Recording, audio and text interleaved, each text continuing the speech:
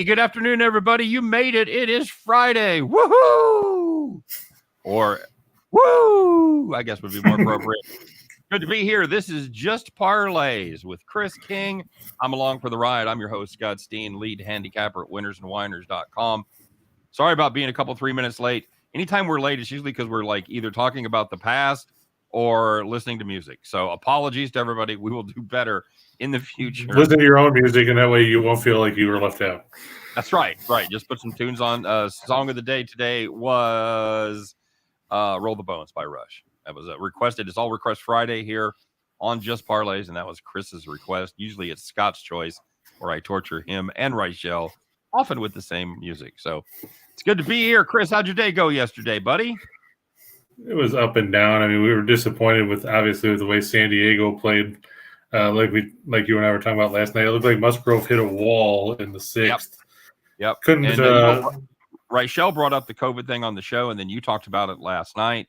And, he didn't look like he was suffering any ill effects at all for the first 5 innings. The first run was kind of a junk run.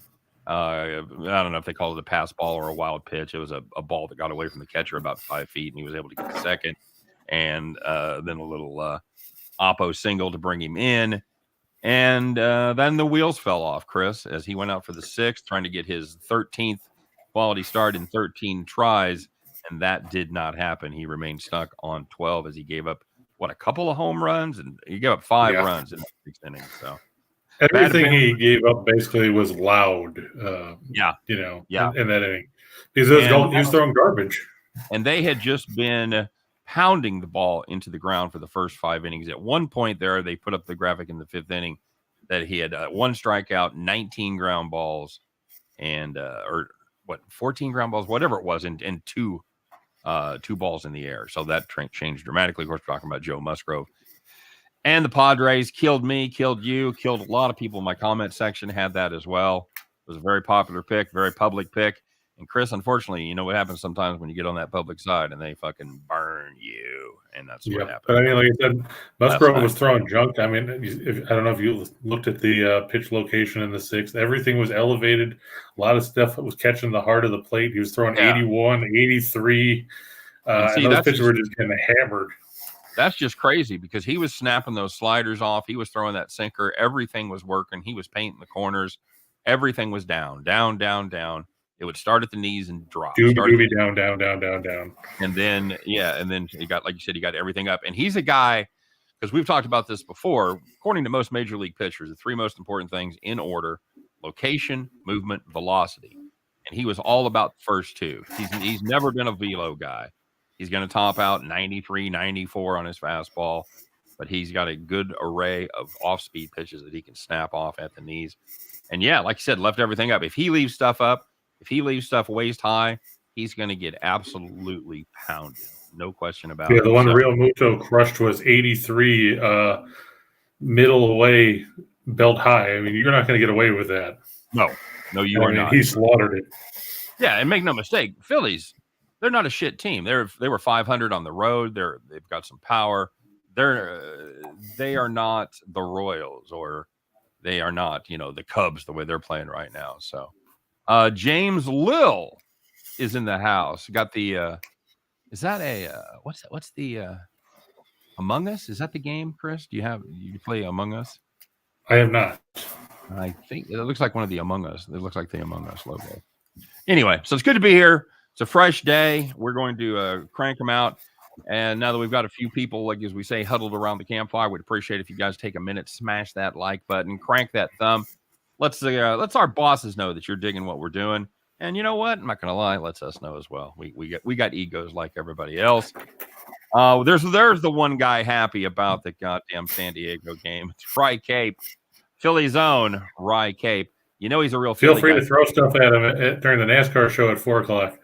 Yeah, absolutely. He's a Philly guy because I asked him Pat's or Geno's on the cheesesteak. And of course he gave like the under the radar place that the locals go to. So I would expect no less.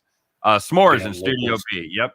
There you go. We'll be rocking the s'mores at 4:00. That's on the Max Wagers Network. And hey, speaking of the Max Wagers Network, don't forget to get subscribed right here. We know that's where you're watching. So hit that subscribe button. We appreciate it. It's great. live content all day long. Sean Higgs, Allie Burns, me and you, me and Scott, Sean Miller doing his soccer show. And then, of course, Detroit Lenny, Nick, and Tim Earl bringing it all home with Game Time Decision at 5 p.m. And every Friday at 4 o'clock, we're competing with Sean Miller. You think there's a lot of crossover between soccer fans and NASCAR fans, Chris? I'm going to go out on a limb and say no. I'll tell you what, if you're going to find him, you're going to find him in sports betting circles. That's true. Like, fuck yeah, I bet on soccer. Sure, I'll bet on NASCAR. I'll bet. I mean, they bet on everything else. Why not? If you gave odds on cockroach racing, they'd probably bet on that. My dad used to say I'd bet on two dogs fucking, and I don't even know what that means. I think it just means he'd bet on anything. So, yeah. So yeah, I guess it's right there. While we're feeling sorry for ourselves, Scott, let's feel sorry for Frankie Montas. Who throws a no-hitter for 7 2/3 innings, leaves with a 1-0 lead, and watches the A's, to quote former Buffalo Bills coach Kay Stevenson, find yet another way to steal defeat from the jaws of victory. Yep. How do you throw back-to-back wild pitches on a walk? I would posit that the first one should have been ruled a pass ball. It was a little high and outside. It was an easy snag for the catcher. That absolutely. I don't think he was expecting it at 98. That's a pass ball. That's if you throw a pitch that's catchable, then it should be a pass ball. So anyway, but yes, back to back, what they were ruled as wild pitches. It worked for me. It was my play of the day. That's when you know you're running hot, Chris. When your team not only doesn't do anything on the scoreboard, they don't get any fucking hits for 7 innings, and then you're like, yeah, we got them right where we want them. But you know what? You got to blame it on the A's offense too, because they only had one run. Speaking of, did you see the end of that game yesterday? Did you see Sean Brown get rung up on strikes? Yes, I did. I saw it on Twitter because of the cursing. You know what? I'd like to see it on the grid. That looked borderline. It was a little low, but it wasn't as egregious as some we've seen. True. I mean, it wasn't an Angel Hernandez strike. No, I think if you put it on the grid, it might be a half-inch low. You might have had the ball scraping the outline, but you know, it's the last out of the game. I get it. You're a little bit pissed. Yeah, right. NASCAR betting is getting bigger and bigger every week. Makes my heart smile. Very good. Hey, Marlo's in the house. TGIF to you, Marlo. Absolutely. AJ's in the house. Good afternoon to you, sir. What else we got to talk about? Chris, get your premium picks, man. If you want Chris's premium picks, if you want my premium picks, we had a 1-3 day yesterday, first losing day we've had in probably a week and a half or so. But it was a weird day yesterday with the way all the games were early. Well, I'll tell you what killed me, Chris. It turned me from a 50-50. Joe Musgrove. No, it was. I will blame the New York Yankees, as I had. Because of the total, or I had the other side of that game. I had plus 113 on the dog, and the Yankees came back with 4 in the ninth, buddy, after being down 6-3. I'd like to blame Marlo's Pirates for screwing things up because, they were up 6-2 and the Cubs scored 5 in the 8th to go up 7-6 and then promptly gave up the tying run at the bottom of the inning and then less than 10. Yeah. So Cabrian Hayes, if he gets scraped off the field into the spatula again, I won't feel too bad about it. Okay. Well, you're bitter about your club doing a terrible job and you somehow transfer that anger. I was impressed that they managed to come back and take the lead in that game because they looked like crap for seven innings. Yeah, I think you may have to deal with the fact your team is horrible. Just absolutely. Hey, at least we're not the Royals. You might want to put that. Might want to put a pin on that one, buddy. I see Sal Perez is undergoing thumb surgery. That's terrific. That motherfucker, he gets beat up more, and it's usually catching. And part of it because he's so tall, so much of his body is exposed. That dude just gets hammered during the game. I never saw a catcher catch as many shots in the inner thigh and stuff, just the spot where the armor isn't, the shin guards and the. So does this mean that they'll let Melendez catch, or are they going to just stick somebody else back there that can't hit? Well, they're going to let him catch now, but he should be catching the whole time. He's young, he's good, and he can hit. So him. I'd be fine with him catching 2/3 of the games for the Royals. Who's their other catcher? Is it Gallagher? I thought Gallagher was hurt for some reason. Oh, he might be. I don't know. I was just Could be wrong. Trying to remember who they had. So the Cubs are 18 under. Oh, they're the same as the Royals. They're both 18 under. Suck a bag of dicks, Cubs fan. Yeah, but we don't. But we don't play in a division that has one team that's worth anything, and that's being generous if you consider the Twins good. Oh, there's somebody. Okay, so you're here to extol the virtues of the NL Central. Okay, all right. So the Cubs are better than the Royals. Hill wasn't enough to die on. You've got to stake out another ridiculous position and just fucking. We're not last. Jesus Christ. We're not worse than the Tigers. I said we're not last. We're not worse than the Tigers. Okay. Whatever, dude. Now you're grasping at straws. So who's going to finish with a better record? I mean, it'll be interesting because I have to wait to see when half these guys that are hurt are going to come back. I mean, the Cubs are basically running with 2 starters and a whole bunch of, hey, let's guess who we're going to pitch today that's going to give up 17 walks and 8 homers. Anyway, who's going to finish with the better record? Well, I mean, we don't get to play the Tigers 19 times. Okay.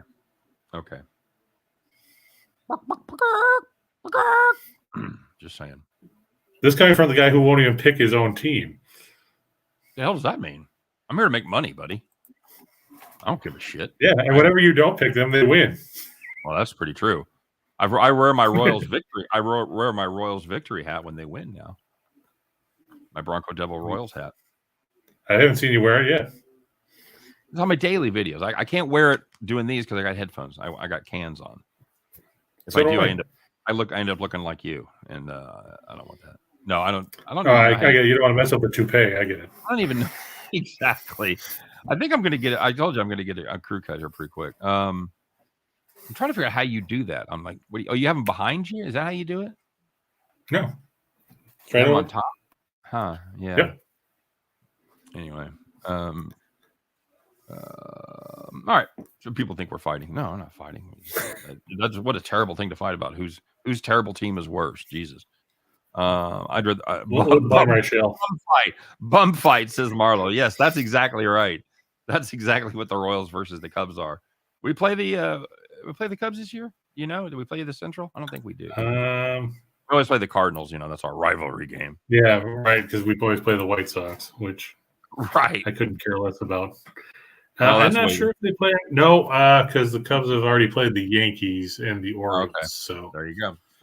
All right, buddy. Hey, let's get to it. Let's make some money. Oh, we got to talk about Caesars, man. You want to make a bet? Maybe you want to get that futures bet down on the Royals, huh? Or maybe the Cubs. Maybe split it up. You have the opportunity to do so. But first throw it in on the Reds. If you want to do that, I would advise you just sending it to Chris and I, and you can hit us up on Twitter if you want to just send us that $1,500. You can donate to the Me Foundation, so I can get better stuff. Here's the deal.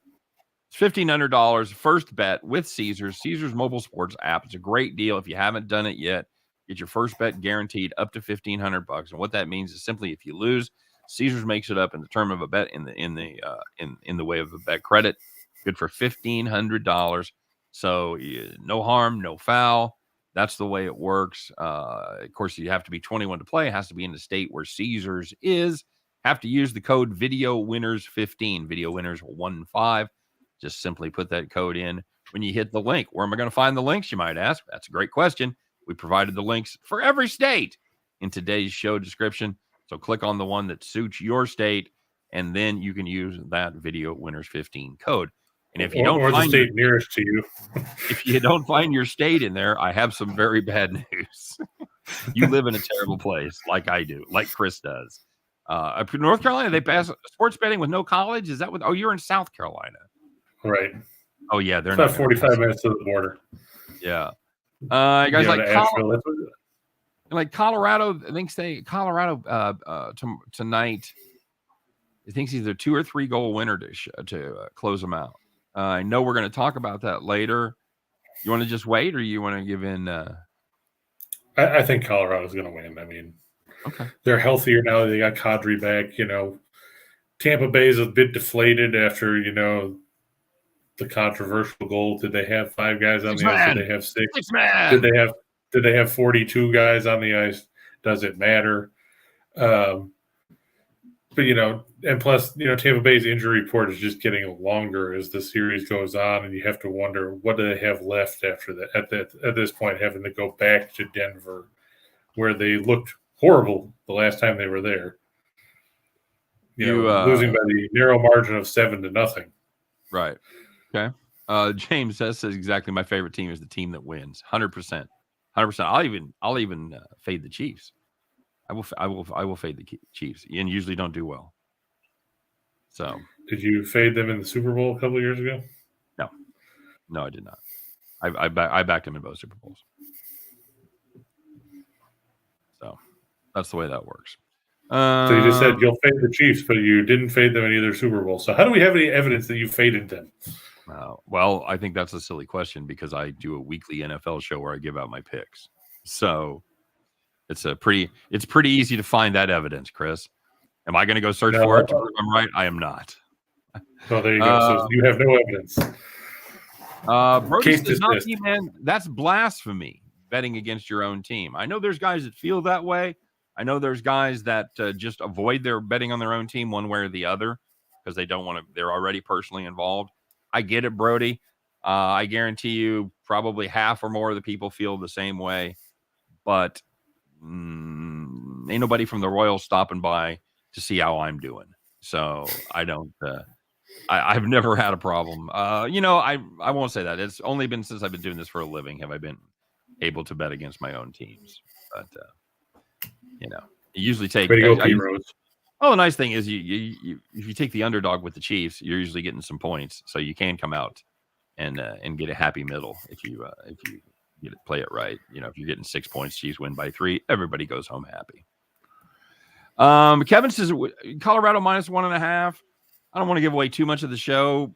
Chris, would you be afraid of that? I'm going to guess before we get to the next page, we're getting pretty good value. So it'll be a couple pages down, but no, I'm not afraid of it at this point. Not after seeing how Tampa Bay's played in this series. I mean, you looked at the way overtime went, and Tampa Bay, they started strong in that game, then they kind of wilted. Then in overtime, it looked just like it did when they were in Colorado, where Colorado was dictating the flow of play. They were getting opportunities, and Tampa Bay was just sitting there, waiting for a chance where they might get a counterattack, and it never really came.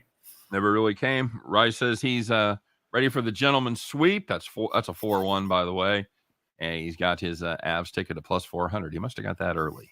I don't think he maybe started the playoffs with the Avs. No, even then they were 300 or so, weren't they? Yeah.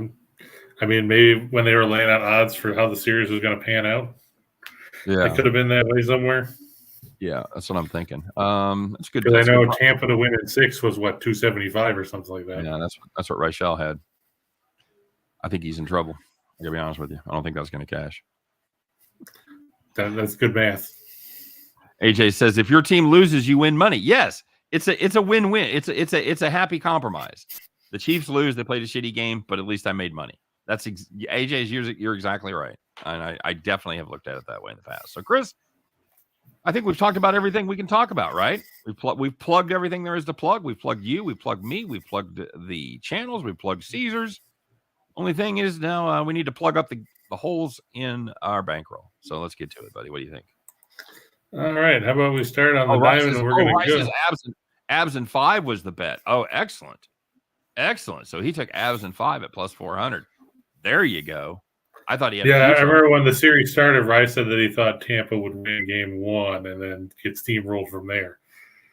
He was damn close as they won game 2 there in Colorado and then have been. No, they won game 3 at home.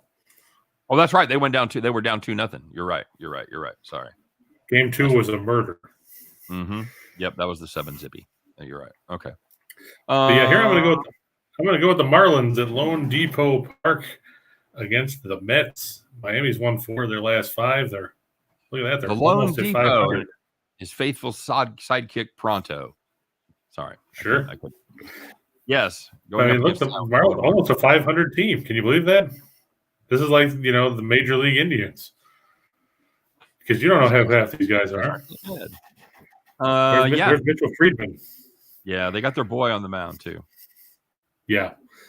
Alcantara 7-2, a 1.72 ERA, 9.56 WHIP, 28 walks, 90 strikeouts over a league high 99 in the third. He beat the Mets in his last start, where he went 8 innings. He had 2 runs on 6 hits. He beat, I believe it was Taijuan Walker in that start, as they won at Citi Field by the close score of 6-2. We've talked about Alcantara before. He's 7-2. You say, well, that's pretty good. But you look at the fact that he's had 4 starts where he's pitched at least 7 innings and given up no more than 2 runs, only to end up with no decisions. Yep. We saw the game back in April against St. Louis. He threw 8 shutout innings, got a no decision in a game they lost 2-0. He threw 7 innings against Arizona on May 11th, gave up a run on 2 hits in a game that ended up somehow 11-3. Well, Chris, and I get $1. I get $1 from the Sabre Foundation every time I say this. Stop looking at wins and losses if you're currently doing that as part of your handicapping regime or regimen. Oh, I'm not. I'm just talking about how you. No, I'm talking about. I'm talking to the people out there. Don't give it a second thought as to their wins and losses. If you want to do that, what I like to do, if you're going to factor in wins and losses, look what the team has done in their starts. That's what I want to know, because it also tells you not only how long they're pitching, how well the team played when they pitch it. It tells you who they are sending from the bullpen to cover that pitcher. Because if you're a 4 or 5 starter on the Royals and you leave with down 4-0, you're getting the shit into the bullpen. If you're Sandy Alcantara and you go 7 strong innings, give up 1 run, you're getting the setup guy and the closer. So it also, if they have one that's worth anything, it also gives you an idea of who they're using out of the pen and how they back up that pitcher. So, yeah, 135. You're not afraid of that price? No, I actually think it's not bad, considering the Marlins are subpar compared to the Mets. But I'm just looking here at Alcantara's last 5 starts. Let's see, 24, 30, 39 and 2/3 innings. He's given up 5 runs. That's good. Yeah, a run every 8 innings, basically. So that's going to put you. Yeah, and his last 7 starts overall, his ERA is 0.95 with 9 walks and 53 strikeouts. So, yep. He's going to give you 6-7 innings. So the average is 7 a start, as it is. Yep. I'm just not sold on Walker, and I know he's pitched well in his last couple, and he's got a decent record. But the Mets, they've struggled with Alcantara. The guy who's the ace for the Marlins, because half the time I pronounce it one way and half the time I pronounce it the other way. I just like the way the Marlins. They've been. I don't mind this play. I don't mind it. I want no part of the run line. And this is one of those weird anecdotal teams where you think of the Marlins and you think a team that doesn't score. But you put up some stats there that I think are pretty interesting. Is they're just a little bit. They're better than middle of the pack. They're better than average at scoring, and they're way better than average in scoring at home. 4.84 runs per game. So you think of a couple things, and they're not necessarily true this year. You think of Miami as a team that doesn't score a lot, and you think of Marlins Park being a place where balls go to die. And for the Marlins, at least, neither one of those things are particularly true. So yeah. And plus they've won 6 straight at home. The Mets are just 2-5 in their last 7 on the road, and they don't like playing in South Beach. Maybe they're too busy partying. Maybe they're too busy eating Cuban sandwiches. Mm-hmm. I don't know. You a fan of the Cuban sandwich? Yeah, I like it. Okay, yeah, a little pork, a little mustard, pickles, all that good stuff. Yeah, good stuff indeed. All right, some Swiss cheese, All right, buddy. Got another baseball game? Yeah. Do you want to guess where we're going? Yeah, I got one. You got a 1-14 shot. It's better than the lotto. Going to St. Louis? No. Okay. Oh, we're gonna go to Milwaukee. All right. No, I wasn't gonna touch on what is it, Hendricks and Palante going for St. Louis. Mm-hmm. Yeah, I can't figure out which start Kyle Hendricks is going to turn in a decent start before the bullpen blows it for him, or if he's just going to blow it himself. My money's on him blowing himself, but I could be wrong. But I don't think I am. He's been awful. He's had, one good start in his last 5 or 6 outings? He pitched decent against the Padres. He gave one run in 5 innings, and then the bullpen probably wasted that in a hurry. by giving up 11 runs in the last 4. Well, when your bullpen, when no one has given up more earned runs and no one has given up more homers than the Cubs bullpen, bad things happen. Yeah, I mean, the tough part is they can't keep anybody healthy. I mean, Mike has been on the IL a bunch. Stroman's been on there a couple of times. Yep. Smiley's on there again. Smiley pitched this year? Yeah, he pitched a few. I didn't remember making any starts. He made, let me see. It's not a high number. He made 9. He's made 9 starts? Yeah. Really? That is stunning. That is stunning to me. I don't ever remember handicapping Smiley this year. Huh, well, let's see. He made 4 of his starts in April and 5 in May. So he hasn't pitched in June at all. I get that. All right, so the Jays laying 140. See, we're starting to see the lines get a little sharper, Chris. As the season goes on and people reveal who they are, we're starting to see these lines get bumped up. And we've talked about it in the terms of the high end up to 280, 300, 320, whatever. But it also affects these mid-range games where 6 weeks ago this would have probably been 125. 125? That'd be my guess. But now you had a little more body of work from Manoah. You've had a better body of work from Hauser. You know what the offenses can do. I don't know if you can say you had a better body of work from Hauser. You could say you have more extensive body of work. You have more work from Hauser. Good point. Manoah's really good. There's another guy that's a Cy Young candidate for sure. 8-2, 2.0 ERA, sub-1 WHIP. 81 innings, 15 walks. Nothing wrong with that. The 2 games he lost, they didn't score any runs. That's not a good thing. It's not a good look. So, yeah. But I mean, I'm guessing Milwaukee's not going to hold them to 0. So No, I wouldn't think so. And with Milwaukee, you always have to look and see what Hader's usage has been. Because he threw yesterday in the 9th. See, before that, I don't think he had thrown for a few days. Yeah, I think he was off. I don't think he pitched Wednesday. And so I wanted to see if he pitched yesterday. So he's available tonight. He doesn't. Yeah, it was Hayden Williams and Boxberger threw yesterday. Okay. See, that's a hell of a difference in the bullpen, whether Hader's available or not. So you always have to look at that. You mean, are you trying to say that Josh Hader is better than Hobie Milner? I'm trying to say Josh Hader is better than any reliever in baseball right now. I'll just save you the trouble of coming up with another fucking name to compare it to. I was just trying to come up with a left-hander out of Milwaukee's bullpen, and the only other one was Brent Suter. Well, you could take your time. You could go through all 29 other teams, and you're still not going to find anybody that I think is better than Josh Hader. So, but hopefully the Blue Jays will be able to build a big enough lead where Hader will not be a factor, or at least a lead against Hauser. And I think building a lead against Hauser is something that people have been doing pretty much most of the season. He's had some decent outings, but they've been peppered with a lot of 4 and 5 run give ups in 4 or 5 innings there, Chris. He did have a quality start last time out as he gave up 3 earned in 6 innings. He gave up 4 hits, 4 walks. That's not good with 5 strikeouts. So he has been wild over his last 4 starts, giving up 18 walks in just 21 2/3 innings. So that's a bad one. And in his last 3, he's given up 12 runs in 16 2/3. So you said, the ability to give up crooked numbers is there.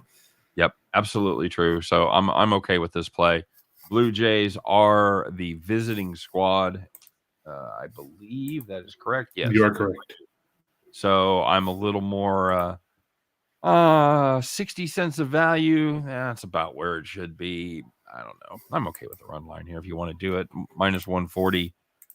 That's not that steep of a price, especially to throw in a parlay. I'd probably just lean money line and keep the shenanigans down to a minimum. Yeah, I mean, what do you think is wrong with the Brewers right now? They've had good stretches, and they have stretches where they look like, they can't beat anybody. Then, they split with St. Louis. I mean, well, their pitching has let them down lately. Their offense is usually the part where they struggle. but they've scored. Well, they're about average the last 10 games, 4.6 runs per game. Their last 10, but they've gave up in those last 3 games against the Cardinals. Of course, I had the under in the first game, and it was 2-0, the Brewer victory. But they lost 2 of the next 3 and gave up 15 runs in those 3 games. So, it's just and it looks like it's just a matter of, not matching up good pitching performances with enough hitting. When they pitch well, they don't hit. And when they don't pitch well, they hit, but not enough. So they're putting up some numbers that, aren't really mattering. So if you handicap the Central right now, do you put the Cardinals as the favorite over the Brewers? I do. They entered today identical records. So yeah, I know. I think they're very similar teams. I think the Cardinals at the end of the day probably can't hit quite as well, but I think they have better starting pitching. So I don't know. And Wainwright and I don't know if that's anecdotal. I don't know if the numbers would back me up on that, but that's how I feel right now. That's how it feels to me. So fine with the Blue Jays there. All right, let's talk that hockey game, buddy. All right, how about that hockey game? Anybody watching it? No? Okay, well, we'll move on. Because everybody wants to talk about the CFL. Yeah, said no one ever. Well, said no one. So it said no one south of the border ever. Avalanche minus 175. So the odds makers look for this one to be an easy victory for the Avs, is what we're saying here. As Shaq would say, OVA, over. But Chris, down to the back. I kept saying we are due to have a game that's going to be 3-2. It's going to be tight all the way through. Somebody will score a late goal and win it. But I quit on my vision before the last game. I said, you know what? Fuck it, it's going over. And of course, as soon as I said that, what I'd predicting the previous 3 games came exactly true. So take that with a grain of salt whenever I weigh in with an opinion on a hockey game. Chris, I got a funny feeling here. Okay. I got a funny feeling, and I don't know why. I do know why. It's because they still had the best goalie, despite the fact that Kemper stood on his head the other night. I want to take Tampa Bay here, just as a contrarian, plus 160 or so. Give me the Lightning. Let's see. Give me the Lightning. I really thought it was going to be all the Avs here, but I've changed my mind. Between 150 and 170, depending on the book, because the line is now shifted. It's at 175 still at FanDuel, but everywhere else you look, it's between minus 185 and minus 200. Great, in favor of Colorado. I'm gonna be patient all afternoon. I'll take a look at it after the NASCAR show, and hopefully maybe get it at plus 170, 175. I don't know why. I just have a feeling Tampa Bay's not quite ready to go gently into that good night. It's a good hockey game. Technically, they don't have to go gently. They can go kicking and screaming for all that matters. Because if they don't win, to quote Apollo Creed and Rocky III, there is no tomorrow. There is no tomorrow. Yeah. Okay. I'm just saying. For Tampa Bay, that might be the case. They've got a lot of injuries.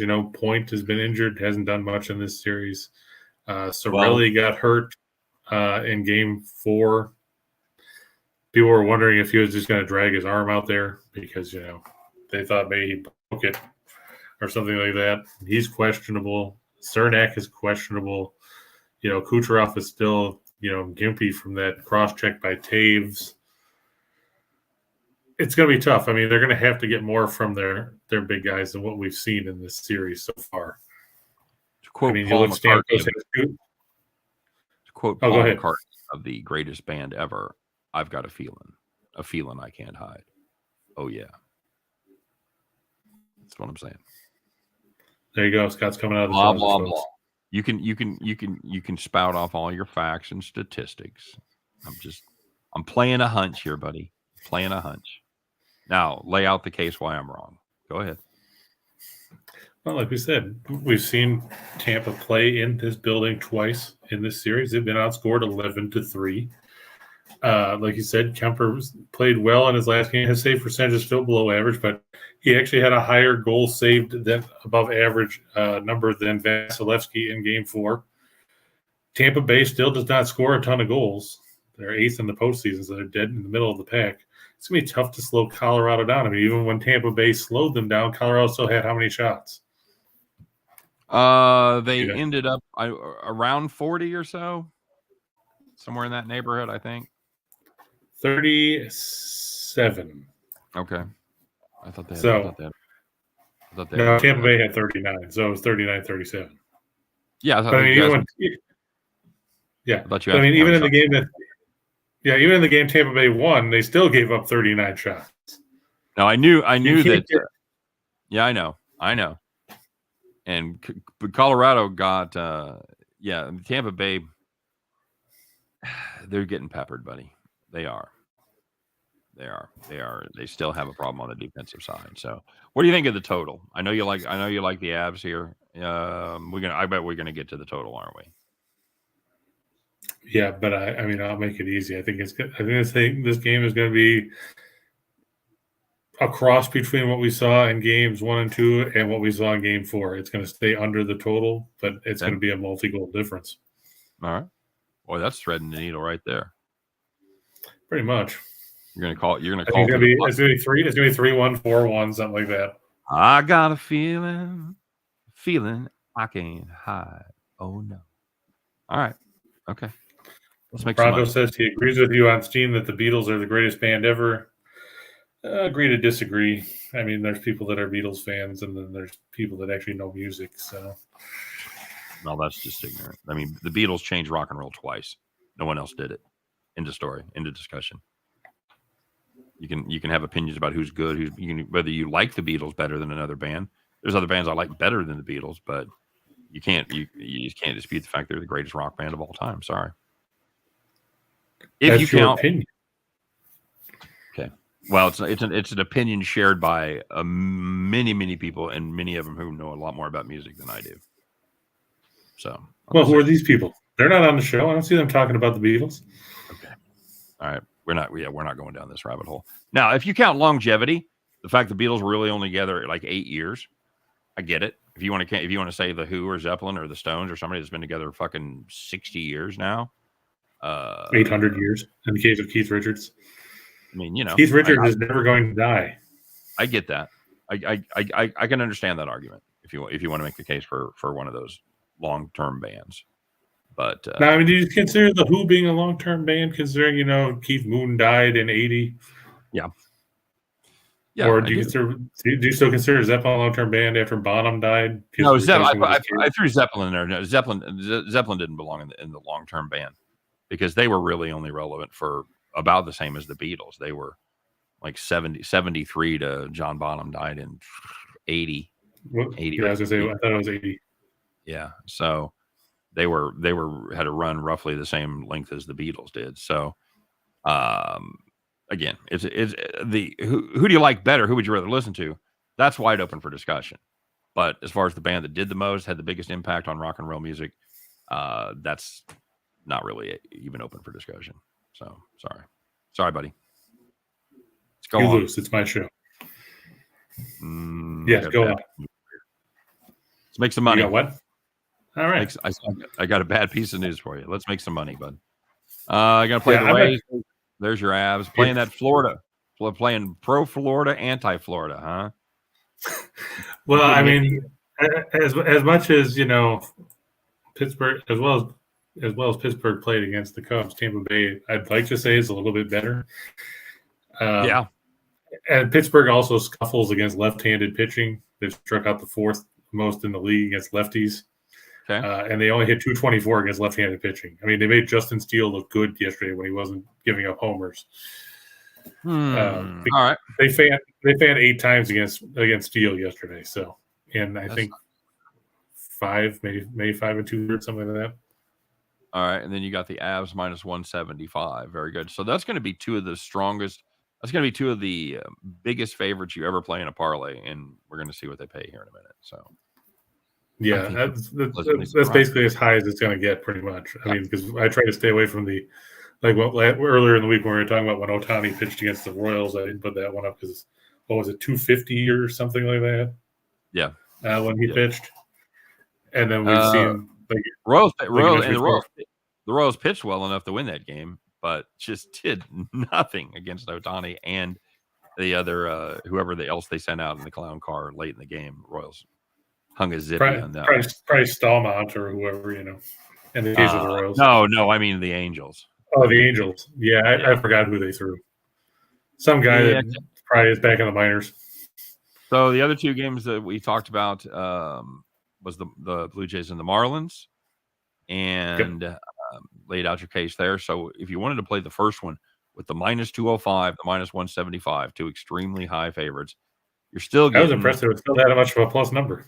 You're still getting better than 6-5, almost 7-5 on your money at 133.80 on $100. So it's still a plus play to take two massive favorites like that. So don't shy away from money line parlays.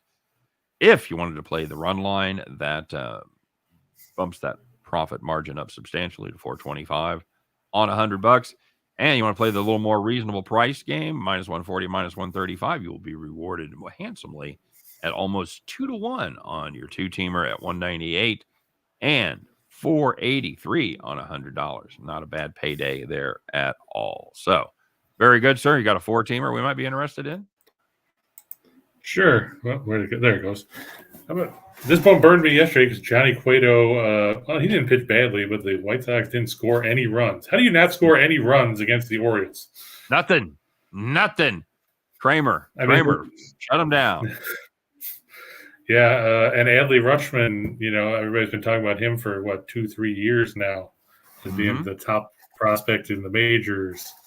I think my capper of the day had the Orioles on the money line at like plus 150. Yeah, that's about what it was. I think 145, 150. But in this one, they made a switch. It was originally supposed to be Bradish. Now apparently it's Austin Voth.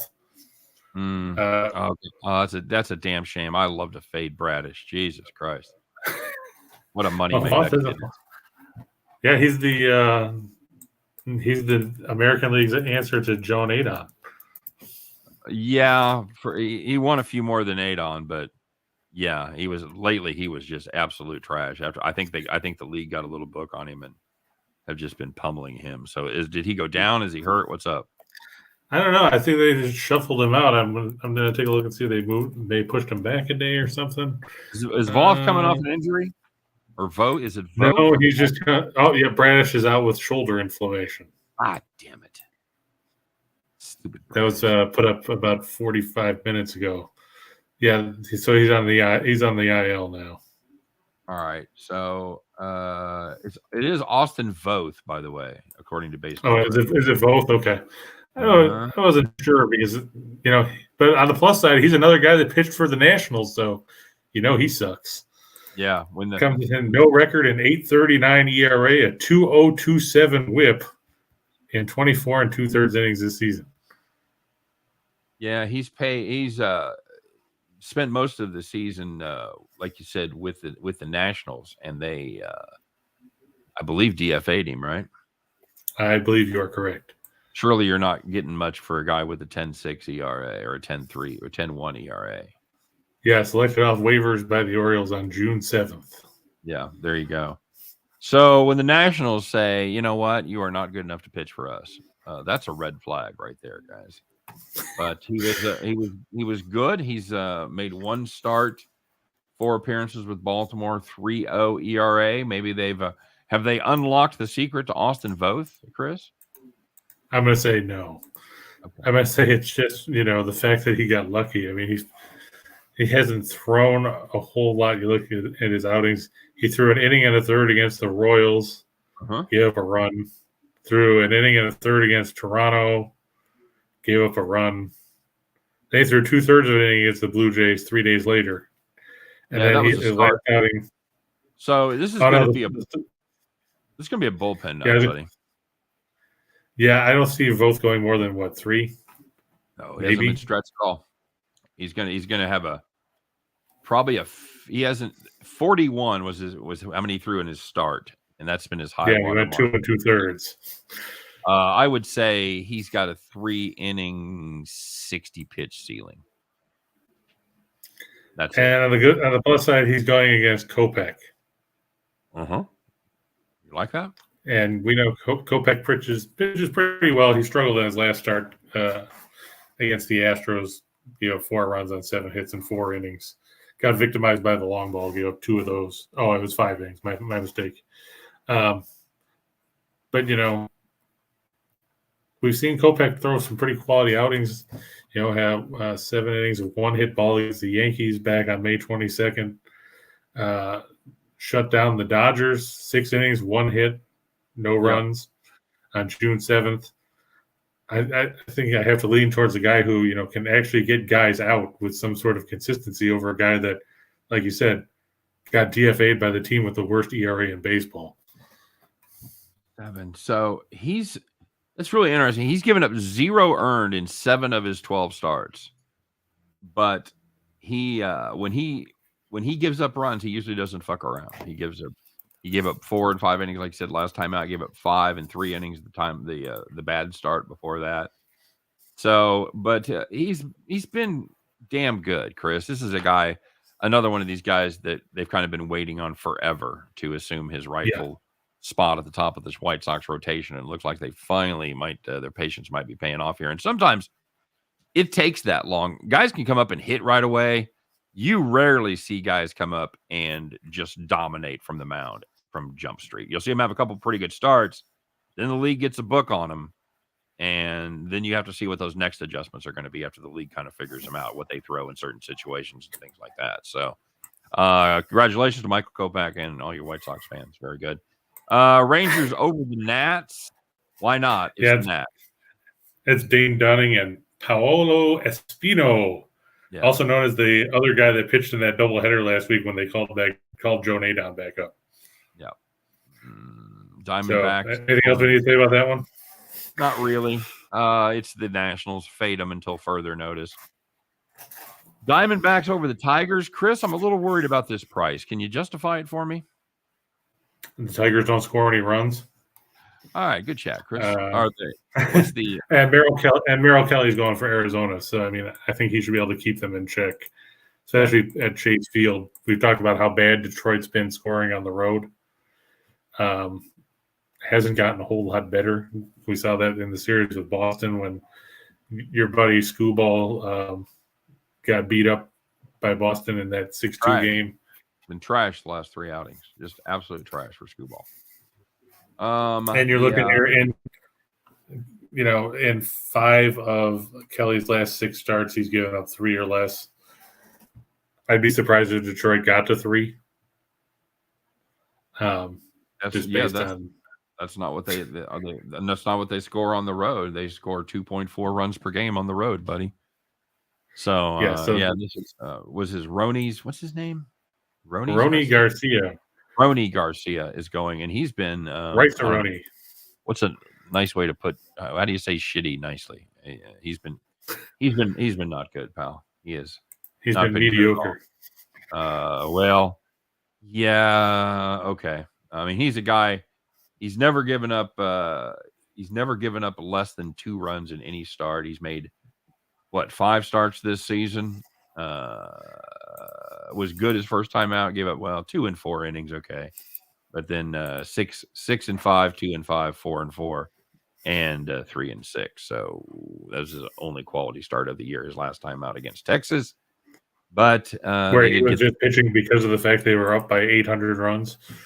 Yeah, basically. Well, he's 11-1 after 5 innings. So yeah, that one ended up 14-7. So as they missed their only field goal attempt. So and then you've got the Dodgers over the Braves, Chris. Braves playing pretty good ball right now, but you know who else is Dodgers. Dodgers aren't. They've suddenly found some offense again because remember we were talking for a stretch there where they were only scoring a couple runs a game. I guess playing Cincinnati is the cure for what ails you because they scored 26 runs in that 3-game series. Well, Dodgers have rolled through the Angels, the Guardians, and the Reds, although they did lose 2 of 3 to the Guardians, so that wasn't ideal. But they made up for it by just gobsmacking the Reds. If you had that's the alternative run line series, because if you had 4.5 in every one of those games, you fucking, and if you rolled it over, fuck, you don't even need to listen to this show anymore because you're already independently wealthy. You took 4.5, rolled to 4.5, and rolled to 4.5. Congratulations, you made some money. Well, you would have lost on the second day because they only won 8-4. Oh, 8-4. That's right. I'm sorry. I was thinking 8. It was 8-2 again. You're right. So 3.5. So you made just a little bit less money rolling over your 3.5. So yeah, but like you said, it'd still be a nice chunk of change. It would be. It would be indeed. So you've got. I'll tell you what I don't like about this. I don't like the pitching matchup. I'm going to have to go the other way here with you, buddy. You're going to go with thick as a brick. I'm not a. I've got Max Fried here. I saw Anderson. I got Saturday's game. Sorry, buddy. My bad. I rolled too far. No problem. Yeah, it's Urias and Anderson. Okay. Then I'm a little happier about your pick. Yeah, that's a much better. Who's Fried matched up with tomorrow? Is it Heaney? Andrew Haney. Yeah, I'm just not. Yeah, I'm not on the Heaney bandwagon. Right. That's why I was worried about that. I'll tell you what. All the Braves do for Anderson is win. He's one of those guys that whenever he pitches, they just seem to do well, as they've won his last 5, and what would that be? Their 8 of his last 10. So tread lightly on this one. Okay, all right. Let's see what they're playing here. Let's rip it through here. What? I was just looking to see who he's faced lately. I mean, I knew he beat the Cubs Sunday, but that wasn't. Hendricks, Ramirez, Koenig, Gomber, Rogers, and Alcantara. Actually, the Alcantara was a loss. They lost that one 4-3. Lost 1-0 to Peralta. Yeah, and now he's on the shelf. Mm-hmm. If you wanted to play all of those on the money line, 155, 155, 155, and 130, that's 687, almost 7-1. And a little run line action there, positive in all categories. That'll pay you 25 plus to 1, 25.75 on your hundo. Chris, let's take a shot in the dark. All right. I'm going to go for the good old-fashioned Nerfy in the Mets-Marlins game. Like I said, Alcantara give up a ton of runs. He's got an 0.95 whip in his last 7, or ERA in his last 7 starts. Okay. These teams didn't score in last game. They're not going to do it today. I'll help you out. Nobody in baseball scores fewer first inning runs in Miami. That does not surprise me. Yep. Manoah over 5.5 strikeouts. Big fan of that. Jeffrey Spring. I'm surprised they only had it that low. It was 5.5. Now it's 135, so you're paying for it. But yeah. Jeffrey Spring. Yeah, getting 6 to 5. Like I said, Justin Steele got 8 whiffs in 5 innings and change yesterday as a left-handed pitcher, and the Pirates like to whiff against left-handed pitching. And hey, his initials are the same, so what could go wrong? I didn't even think of that. That's a good point.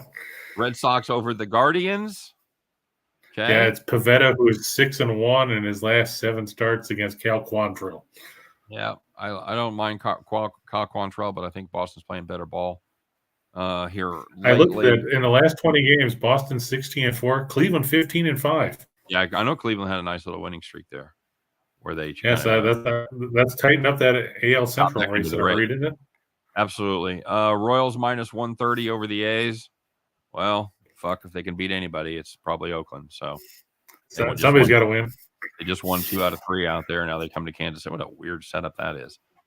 I guess that's just so they can get rid of those, West Coast road swings with all these teams. You'll play like the Cubs played the Padres at home, and then they went, in San Diego, and then they played them at home the next week. We just saw the same thing with the Giants and the Braves. They were out there, then they were in Atlanta. Yep. Yep. Same thing. We talked about the under. You like it there at minus 120, under 6. First period under, why not? If you're going in for a penny, in for a pound, buddy, I get you. Stamkos over 3.5 shots at plus 130. Chris, how many shots he had? He had 1 the other day, which was disappointing. Okay. But, I mean, Stamkos has got to do something if Tampa Bay is going to stay alive, because he's got 2 points in this series. They both came in game 3. Okay. Very good. And you've got McKinnon over a half a power play point at plus 125. I like that. Although Vasilevsky's been very good against the power play. But Colorado still scored, I think, half a dozen power play goals. Have they got in this series? Have they really? I didn't think I'm pretty sure. Well, they loaded up. They loaded up in game 2, so you could be right. And McKinnon over 4.5 shots. So very good. I know. Yeah, I mean, he had 7 in game 4 there. Power play. Yeah, Colorado has. Let's see. 1, 3, 5, 6. 6 of 13 on the power play in the series. All right, and for some reason, tell me, I'm blocked by the overlay here. So tell us what it pays, Chris. On the money line, it's 69, about 696 to 1. Okay. And then on the run line, if you were to throw in the run line on the Red Sox and the Royals, it would be about 1280, almost 1289 to 1. There you go. All right, guys, there's your shot in the dark, a 10-teamer. If it hits, congratulations. You definitely had a good weekend right there. So, hey, speaking of having a good weekend, we want you guys to do that. Thanks very much for listening. I don't know what you're doing the rest of the afternoon, but if you got any time, I'm going to be here a while. Chris is going to be here a while. I'll be right back. Ryan will be here eventually. After traffic and weather on the 9s, I'll be right back with my buddy Ryshell. And then right after that, we'll be with the 3 of us. And then Rye Cape will be there as well. A big day for Rye. We've now got him plugged into the intro. So congratulations. You owe us $500. He's officially part of the crew. All right. So guys, have a great day. Thanks for joining us. Don't forget, check us out every day, doing daily picks, doing our shows, the whole 9 yards. Get subscribed to Max Wagers Network. That's all I got to say about that. Everybody have a great day. We'll be back Monday doing this one more time, 2 p.m. Eastern, 1 p.m. Central. We're going to talk about a lot of different stuff, but at the end of the day, we're going to be concentrating on Just Parlays. Just about Mrs. Q. Just Parlays. That's right. You guys take care. We'll see you then.